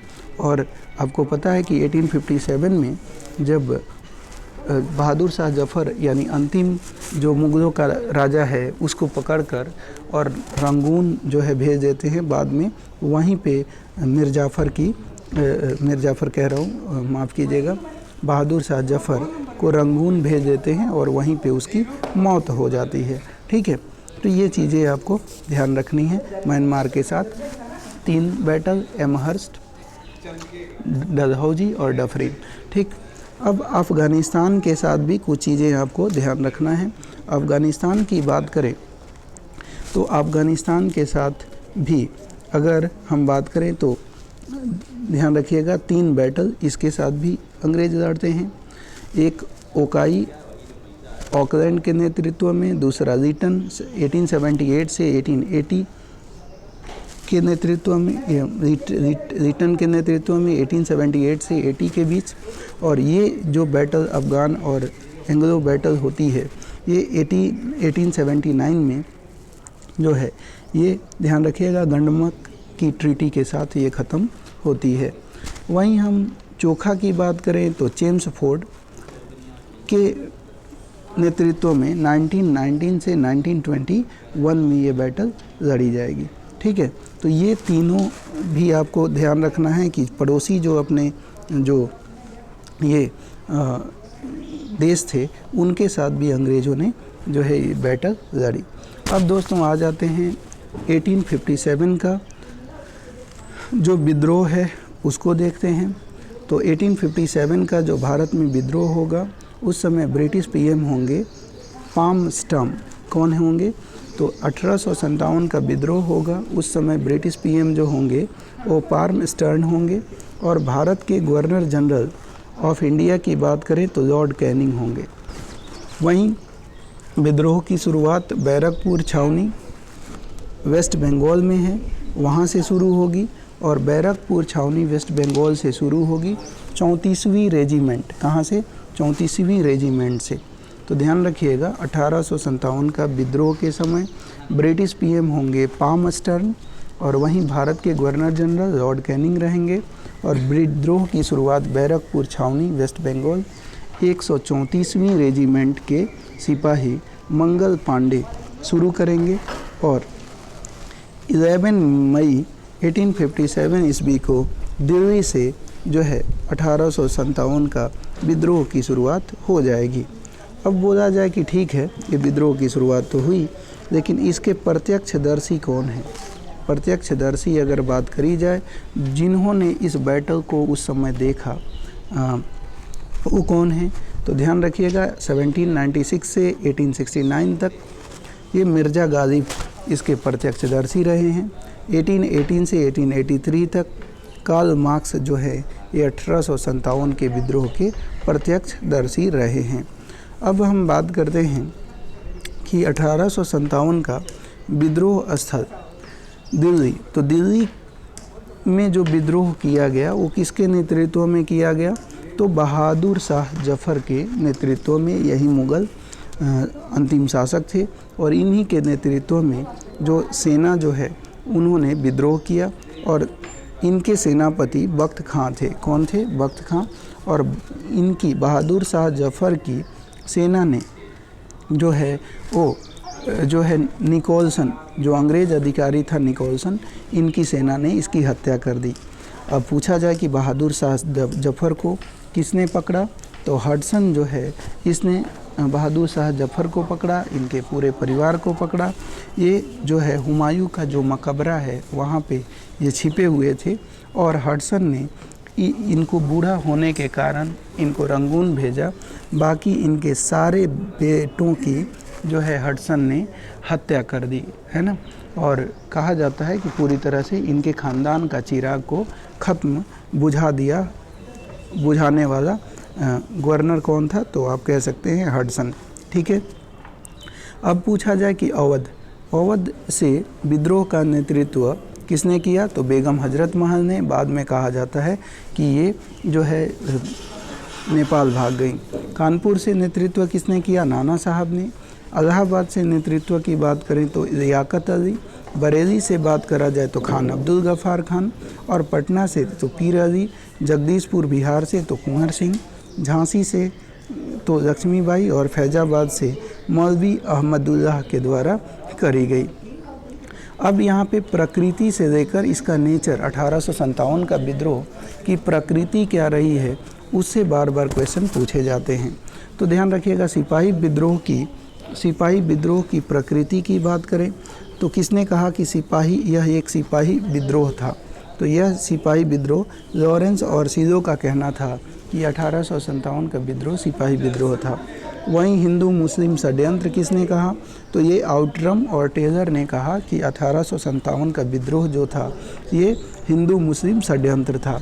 सभ्यता और बर्बरता का संघर्ष किसने कहा, तो होम्स ने कहा। प्रथम स्वतंत्रता संग्राम किसने कहा, बीडी सावरकर ने। न प्रथम, न स्वतंत्रता, न संग्राम, ये किसने कहा, तो मजूमदार ने कहा। और राष्ट्रीय आंदोलन किसने कहा, तो डिजरायली ने राष्ट्रीय आंदोलन कहा। ठीक है, अब आइए जनजातीय विद्रोह, यहाँ से क्वेश्चन एक पूछे ही जाते हैं, तो ध्यान रखिएगा जनजातीय विद्रोह आपके एग्ज़ाम के लिहाज से काफ़ी महत्वपूर्ण हो जाता है। चुआर या चुरू विद्रोह की बात करें तो इसका क्षेत्र वेस्ट बंगाल था और इसका नेतृत्व दुर्जन सिंह ने किया। वहीं पाइक विद्रोह की बात करें तो इसका क्षेत्र जो है उड़ीसा था और जगबंधु ने इसका नेतृत्व किया। रामोसी विद्रोह की बात करें तो महाराष्ट्र क्षेत्र था और इसका नेतृत्व चित्तर सिंह ने किया। अहोम विद्रोह असम में हुआ और गोमधर कुंवर ने इसका जो है नेतृत्व किया। वहीं पागलपंथी विद्रोह की बात करें वेस्ट बंगाल से टीपू ध्यान रखिएगा ये सुल्तान नहीं है, टीपू ने किया और इसके संस्थापक यानी पागलपंथी विद्रोह के संस्थापक जो थे वो करम शाह थे। खासी विद्रोह मेघालय से शुरू हुआ और तीरथ सिंह जो है इस विद्रोह के नेतृत्व करता थे। ठीक है, आगे आइए कोल विद्रोह की बात करें तो झारखंड में हुआ और बुद्धो भगत और गंगाधर राव इसके नेतृत्व करता थे।